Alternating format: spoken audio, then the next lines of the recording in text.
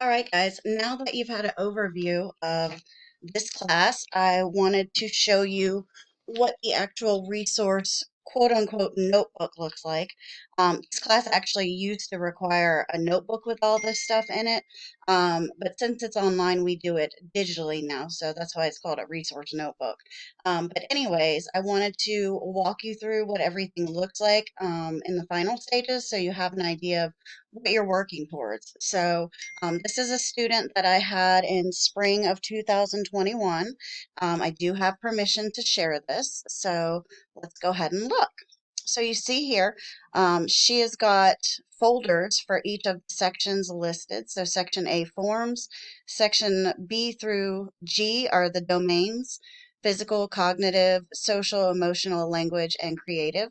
And then section 8 right here is the background information, which is the parent questionnaire. She made a cover sheet, so I'll show you that. The cover sheet's got a picture of the child, and you don't have to put a picture of the child there, but it's got the title, her name, the college, the class, and the date. So a typical APA cover page.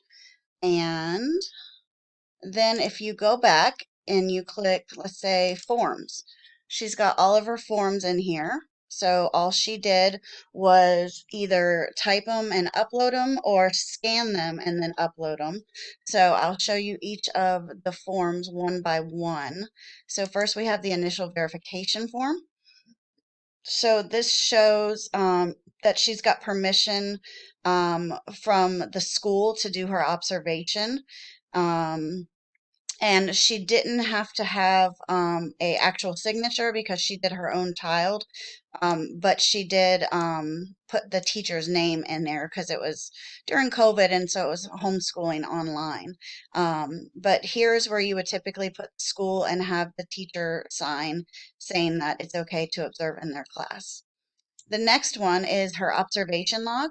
So she has put down all of her dates, her time in, time out, the total of hours, and then the cumulative hours. So cumulative is how much the hours add up to. So she's got 3 here, then she added 3 here to make it 6. She added 2 here to make it 8, and so forth. So this keeps track of how much she has. You have to have 40 hours in this class, so she actually went a little above the 40 hours. Next, we've got the parent consent form. You guys have a letter from me that actually tells the parent what you're going to be doing, and this is the signature. She did hers electronically. You can do it electronically, or you can actually have the parent sign a piece of paper and scan it back in. You don't have to have a scanner to upload stuff. You can either download a free scanner app on your phone, or you can simply take a picture of it and upload it to Google Drive. I don't care as long as I can read it. All right, so the next form is the setting observation. You only do this once, and this shows the setting that the child is learning at. So she described her home since the child was doing homeschool.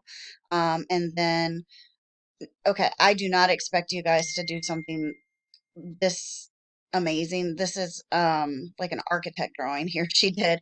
But basically, you just draw out the area in which the child is learning and playing, so the classroom and whatnot. It would probably be easier to actually draw it and then scan it. But she used, in Microsoft Word, she used shapes to do this, and then she used insert text to do this. So it really isn't that hard, but I'm just saying I don't expect this level of the drawing. I just want to see basically what does the environment look like. She also decided to do her coding legend here in the front. Some people do this on every single anecdotal record. I don't really care where it is. I just need to know that in your anecdotal records, I need to know which color is which domain. So in your anecdotal records, which we're going to look in just a second, you're going to basically just write everything you see and hear from a child at different points. But what you're going to notice is during a certain period, say like a 5 minute period, you're going to see and hear the child learning from different domains. Like if they speak, that's language. If they read a book, that's language. But then if they talk about um, the colors and the numbers in the book, that's cognitive. And then if they do a dance at the end of circle time, that's physical. So she's got the legend of what the colors mean. And then, let's see, let me go back before I show you that.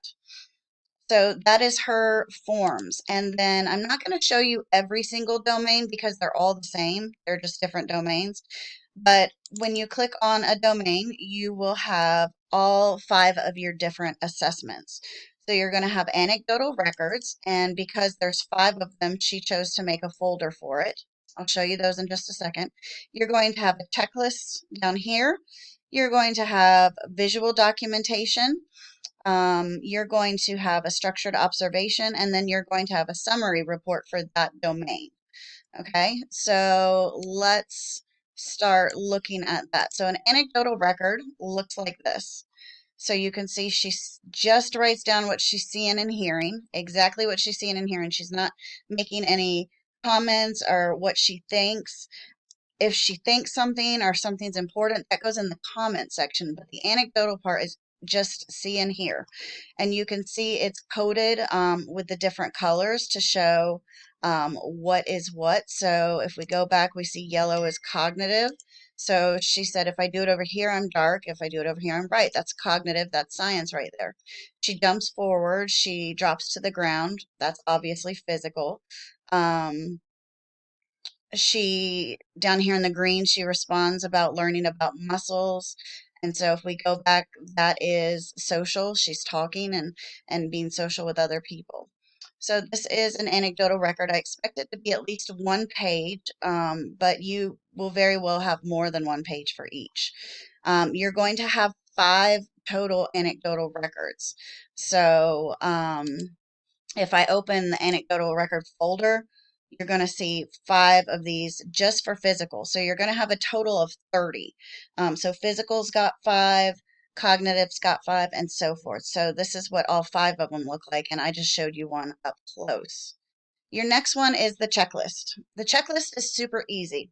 All you're going to do is use your learning standards, whether it's milestones of child development, SOLs, whatever it may be. And each subsection of that, you're going to choose a couple of the indicators that children should be learning at that age. Okay, so you have to make sure to include all the different subunits of that. And you have to have a total of 10 items, and then you're going to check off where they are at that. Now, don't worry. You might be thinking, oh my gosh, this teacher is going so fast. Don't worry. I'm going to walk you through each of these in quite a bit of detail, but this is just the overview. Then you've got a structured observation, which is basically a structured activity you do to figure out if a child can do something. It looks like this. Then you've got visual documentation. Now, again, you don't have to go all out like she did. You can just put a picture and include what they're learning in that domain. But she did this. She did a video for physical of the child doing a physical activity. And then this is her write-up about it, telling me exactly what learning standard she is demonstrating here and so forth. All right, so that is the physical one for visual documentation. And last, you're going to write a summary report. Again, I'm going to go over this more in detail. You notice she mentions what kind of observation she got this information from. The checklist showed this. The anecdotal records showed this. The checklist showed this. So she's telling me basically in summary, what did she find out about this child's physical development and how did she find out about it? Okay, the last one is the parent questionnaire. So you're gonna make your own parent questionnaire, and you can see she actually printed this and filled it out by hand and then scanned it back. So again, we're gonna go over this in more detail. I'm not gonna show you every single bit of it, but this is the filled out parent questionnaire, and you're gonna use this to write your summary reports as well to demonstrate that the family of the child is a very important piece of the puzzle when you are observing and assessing a child. So that is basically what the resource notebook online looks like. It's important that you share it or make it public so I can see it when you give me the link. And don't worry, I have got a video just right coming up next, that's going to teach you how to do all this, how to use Google Drive. So I hope this was helpful and gives you a good idea of what we're going to be working on this semester. Of course, if you have any questions, email me, call me, text me, or make an appointment on Zoom and we can talk it out. All right, guys. Talk to you soon.